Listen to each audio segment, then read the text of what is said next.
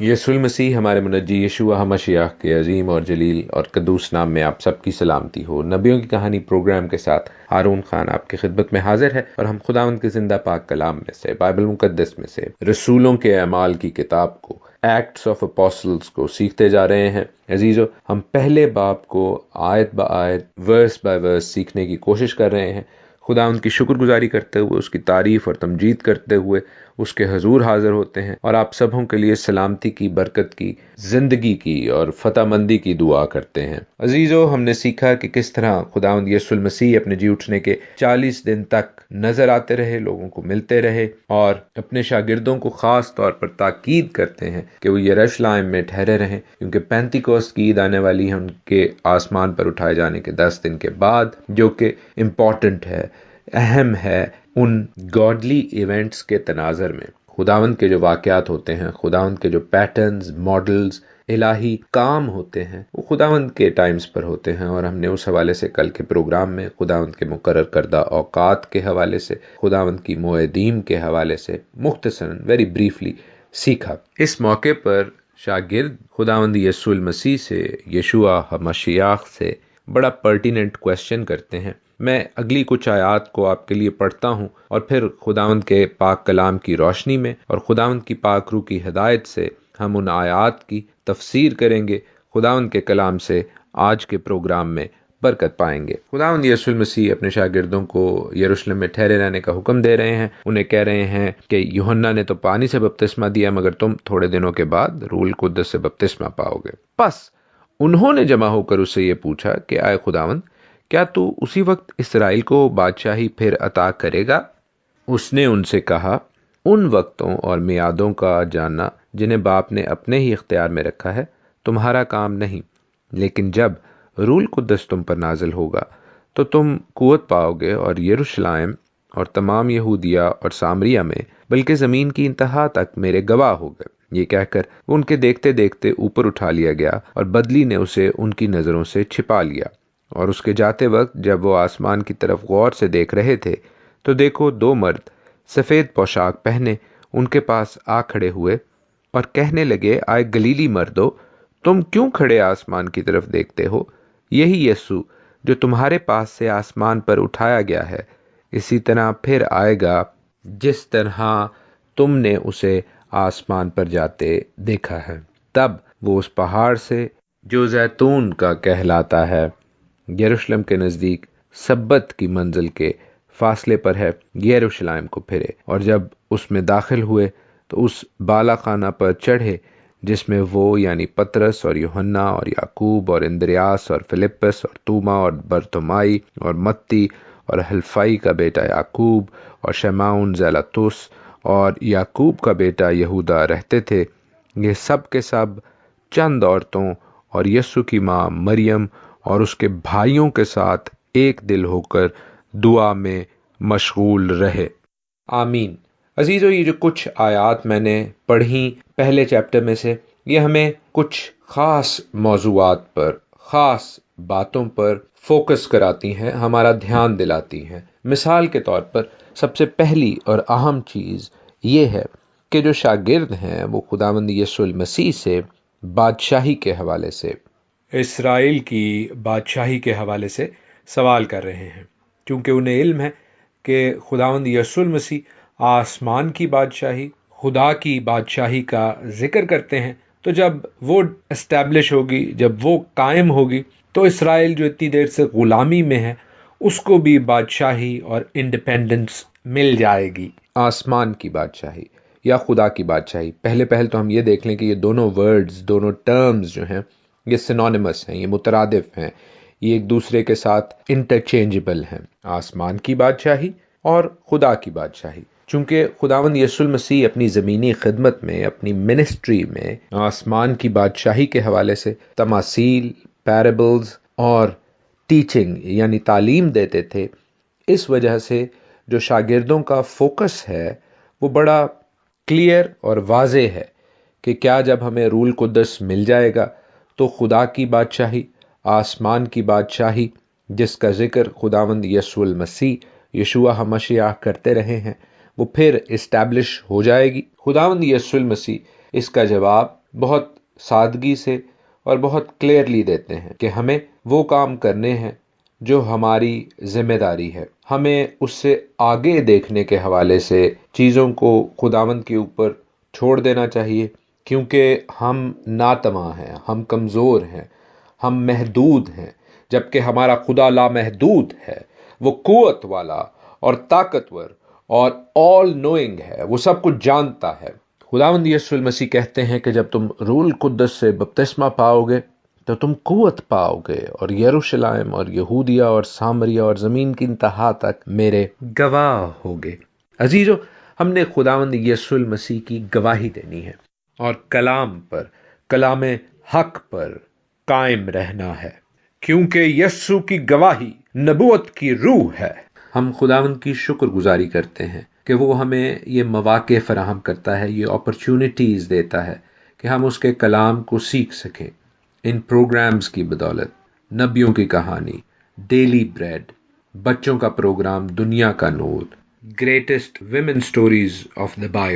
Bible کی بات، daily in Christ, paganism in Christianity, آؤ دعا کریں، اور اس جیسے اور مسیح کی خدمت کے حوالے سے، اس کے کلام کے حوالے سے پروگرامز، تاکہ ہم خداوند یسوع المسیح کی آمد کے لیے تیار ہو سکیں. کیونکہ کلام مقدس کے اس حصے میں، جسے ابھی کچھ دیر پہلے میں نے پڑھا ہے، بڑا واضح لکھا ہے کہ وہ دو مرد جو سفید پوشاک پہنے ان شاگردوں کے پاس آ کھڑے ہوئے جب خداوند یسوع المسیح آسمان پر اٹھائے گئے، انہوں نے بڑی واضح گواہی دی کہ یہی یشوع مسیح جو تمہارے پاس سے آسمان پر اٹھایا گیا، اسی طرح پھر آئے گا جس طرح تم نے اسے آسمان پر جاتے دیکھا ہے. عزیزو، یہ دو گواہیاں ہیں،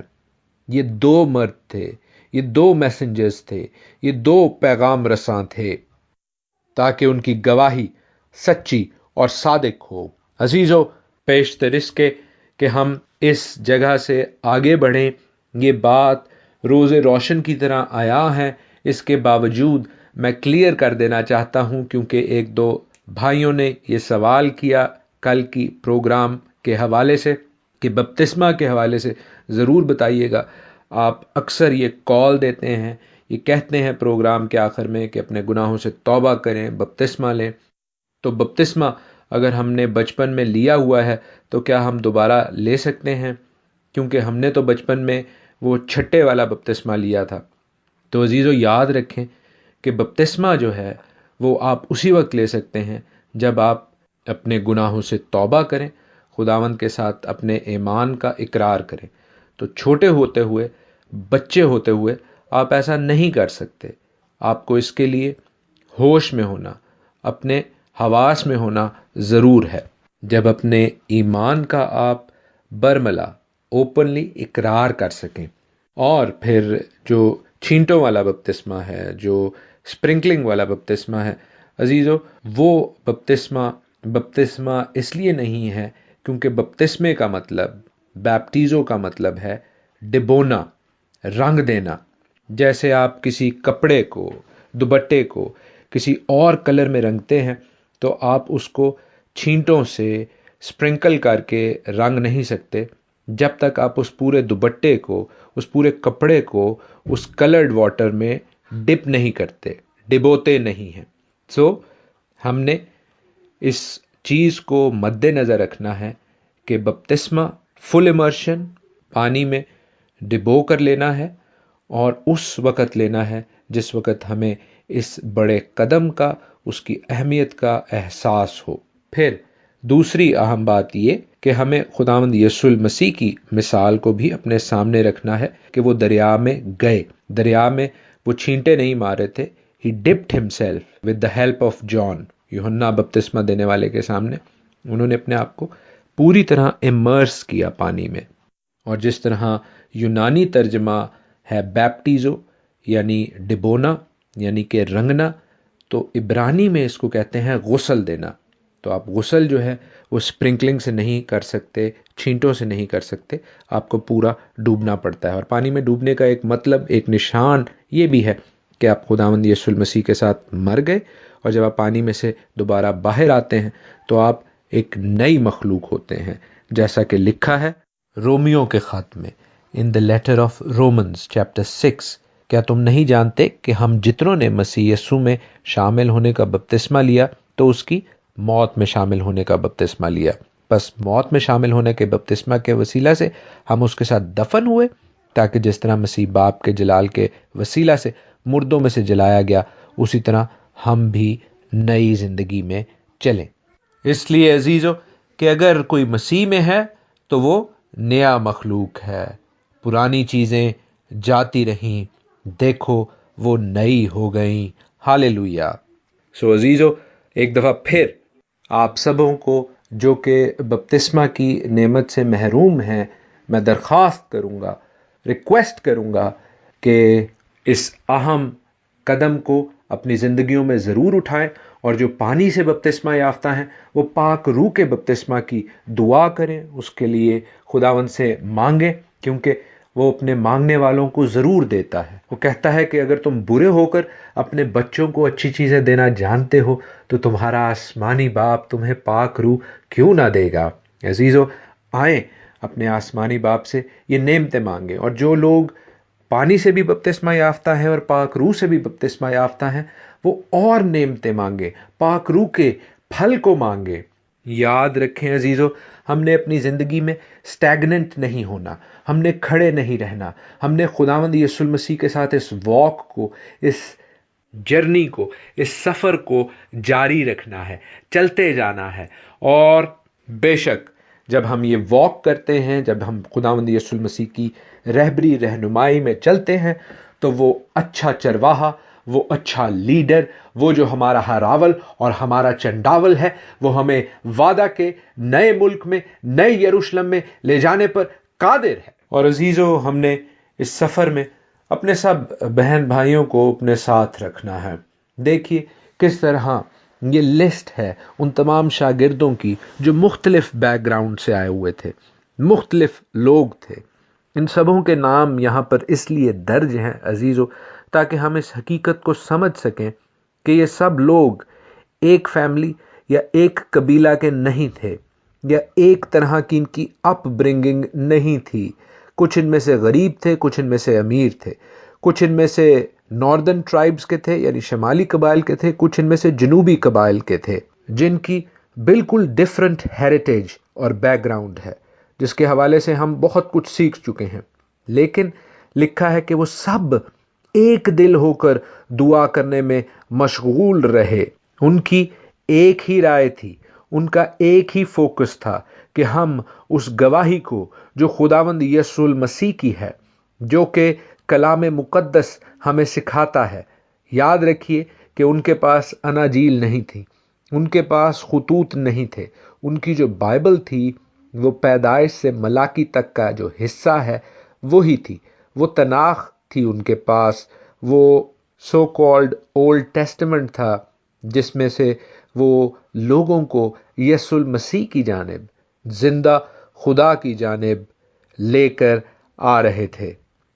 عزیزو ہماری رسپانسبلٹی، ہماری ذمہ داری بھی یہی ہے کہ ہم کلام کے اس توڑے کو اپنی زندگیوں سے ظاہر اور ثابت کرتے ہوئے لوگوں کو خداوند یسوع المسیح کی جانب، کلام مقدس کی جانب، زندگی کی جانب لے کر آئیں، کیونکہ یہی باپ کی مرضی ہے، یہی وہ آسمان کی بادشاہی ہے جو بہت جلد زمین پر بھی اسٹیبلش، قائم ہونے والی ہے۔ اور جب شاگردوں نے پوچھا تھا تو انہوں نے یہ کہا تھا کہ کیا اسرائیل کو بھی بادشاہی پھر ملے گی؟ کیا اسرائیل بھی آزاد ہوگا؟ یاد کیجئے کہ اس وقت اسرائیل رومنز کا غلام تھا۔ خداوند یسوع المسیح کا جواب تھا کہ ان وقتوں میعادوں کا جاننا تمہاری ذمہ داری نہیں ہے۔ خداوند یسوع المسیح نے یہ نہیں کہا تھا کہ اسرائیل کو پھر آزادی، اسرائیل کو پھر انڈیپینڈنس نہیں ملے گی۔ He just said it later، بعد میں۔